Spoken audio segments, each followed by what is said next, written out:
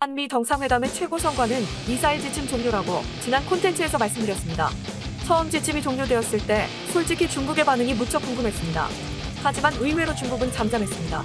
대변인 논평을 통해 우려의 목소리를 전하기는 했지만 이후 별다른 이야기가 없었죠. 그런데 생각지 못했던 북한이 발끈하고 나섰습니다. 사실 이번 지침 종료는 영목적으로는 북한을 겨냥하는 것이기도 합니다. 안녕하세요, 군사기밀TV입니다. 알람 설정을 하시면 영상 업로드 시 바로 시청하실 수 있습니다. 시청해주셔서 감사합니다. 지난 31일 조선중앙통신은 무엇을 노린 미사일 지침 종료일까라는 사설을 실었습니다. 그들은 매체를 통해 이렇게 비판했습니다. 지침 종료 조치는 미국의 호전적인 대북 정책과 그들의 수치스러운 이중 언행의 적나라한 상기이다. 지침 종료는 한반도 긴장 고조의 배후에 누가 있는지를 명백히 보여준다. 우리는 미국을 강대강 선대선 원칙에 따라 대할 것이다. 이어서 이제 미국과 남측 당국이 그들의 공격 야심을 분명히 했으니 북한이 자기 방어의 역량을 강화하는 것을 탓할 어떤 근거도 없게 됐다며 사실상의 경고를 알렸습니다. 아울러 문 대통령을 겨냥해서는 이렇게 말했습니다. 이 기회에 기쁜 마음으로 미사일 지침 종료 사실을 전한다고 설레발을 치면서 지역 나라들의 조준경 안에 스스로 머리를 들이민 남조선 당국자의 행동에 대해서도 한마디 하지 않을 수 없다. 이를 저질러 놓고는 죄의식에 쌓여 이쪽 저쪽의 반응이 어떠한지 촉각을 세우고 엮고는 그 비로한 꼬리실로 엮였다. 상당히 수위가십니다. 이는 한미 정상회담 이후 친북을 지켜온 북한이 관영 매체를 통해 내놓은 첫 반응입니다. 그런데 여기서 중요한 부분이 있습니다. 바로 매체의 논평을 통해서 비난 수위를 조절했다는 것입니다. 외무성 고위 당국자나 대변인은 전혀 나서지 않았습니다. 네, 우회 루트를 선택한 것입니다. 북한은 이러지도 저러지도 못하는 상황에 놓여 있습니다. 북한의 경고의 정부는 일단 지켜보자는 입장입니다. 미국 역시 외교적 접근을 계속할 것이라고 강조했습니다. 논평이 나온 직후 미 국무부 대변인은 브리핑에 나서 이렇게 말했습니다. 북한과의 외교에 열려있고 잘 조율되고 실용적인 외교적 접근을 요구한다. 북한이 이렇게 발끈하는 이유는 한국의 능력이 엄청나게 상승할 것이기 때문입니다. 한국은 지난 42년간 미사일 지침이라는 족쇄에 묶여 있었습니다. 반면 북한은 거리낌 없이 미사일 개발에 몰두했습니다. 덕분에 미국 본토까지 타격하는 사거리 1만 km을 넘어선 대륙간 탄도미사일 ICBM 개발을 완성했죠. 이제는 잠수함 발사 탄도미사일 SLBM 완성도 앞두고 있다고 합니다. 하지만 이제 한국이 역전할 기회가 왔습니다. 자, 그런데 더욱 중요한 것이 있습니다. 한국이 이미 핵무기 수준의 미사일 개발에 성공한 상태라는 것입니다. 지난해 3월 시험 발사한 현무사는 마하 10 이상의 속도로 목표 지점을 타격하도록 설계되어 있습니다. 마하 10은 시속 1만 2240km입니다.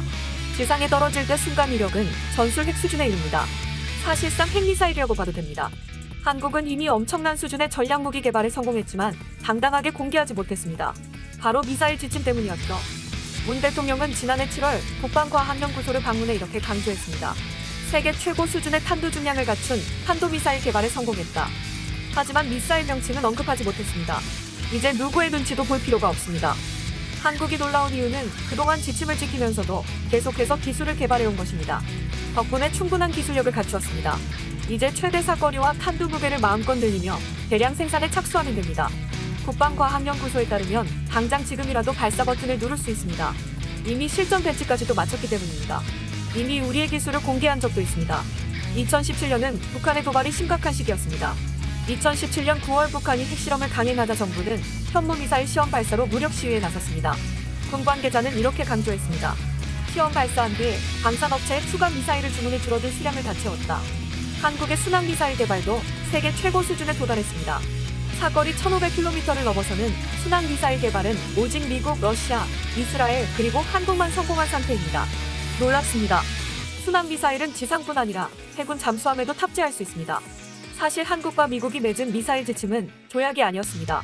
명칭에서도 조약이라는 말을 쓰지 않습니다. 의무적인 조항이 아니라는 것이죠. 하지만 한국은 원만한 동맹 관계를 위해서 지침이 시작된 건 1979년 10월입니다. 당시 한국은 박정희 대통령의 지시로 1971년부터 미사일 개발을 하고 있었습니다. 1978년 9월에는 첫 탄도미사일 배꼽을 쏘아 올렸죠. 그러자 미국은 한국의 핵무기를 탑재한 미사일 개발에 나설까 걱정을 하기 시작했습니다. 한국의 능력이라면 충분히 가능이겠죠. 미국은 한국을 견제하기 시작했습니다. 그러자 한국은 미국에서 미사일 기술을 받는 조건으로 사거리 180km, 탄두 중량 500kg에 제한을 두는 지침에 합의했습니다. 그리고 이번 정상회담으로 모든 제한을 완전히 풀어버린 것입니다. 사실 이번 미사일 지침 소멸은 미국의 입장에서도 매우 좋은 것입니다. 요즘 신냉전이라는 이야기가 공공연히 들립니다. 미국은 중국과 역사상 최고의 대치 상황입니다. 그런데 설상가상 러시아와도 대립각을 세우고 있습니다. 2019년에는 중거리 핵전력 조약이 폐기되었죠. 이는 미국과 러시아의 미사일 경쟁이 다시 시작되었다는 뜻입니다. 중국도 덩달아 경쟁에 뛰어들었습니다. 미국은 한국, 일본, 유럽 등 동맹국의 중거리 미사일 배치를 타진했습니다. 하지만 누가 그런 걸 원할까요? 그 어떤 동맹도 미사일을 받겠다고 하지 않았습니다.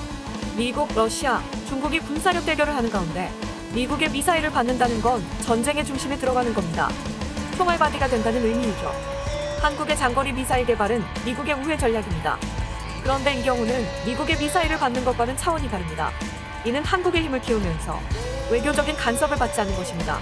미국 미사일을 받지 않았으니 러시아와 중국으로부터 공격을 당할 일이 없습니다. 또한 한국의 기술력과 군사력은 급격하게 성장하게 됩니다. 머지않아 반드시 핵미사일로 진화하게 될 것입니다. 기술 기반은 이미 완성 상태입니다. 현재 한국은 육군 전투력 위주로도 세계 6위의 군사 강국입니다. 이는 미국 군사기관의 공식적인 통계이죠. 이제 미사일 능력까지 장착하면 세계 5위 이내의 군사 강국으로 발돋움하게 될 가능성이 높습니다. 적어도 일본 정도는 가볍게 먹을 수 있겠죠. 일본은 우주 로켓 개발에서는 한국보다 조금 앞섰다는 평가를 받고 있지만 미사일을 개발하지는 못합니다. 본 영상은 유튜브 채널 군사기밀TV에서 제작하였으며 도움이 되셨다면 좋아요와 구독하기를 눌러주세요. 알람 설정을 하시면 영상 업로드 시 바로 시청하실 수 있습니다. 시청해주셔서 감사합니다. 다음 영상에서 만나요.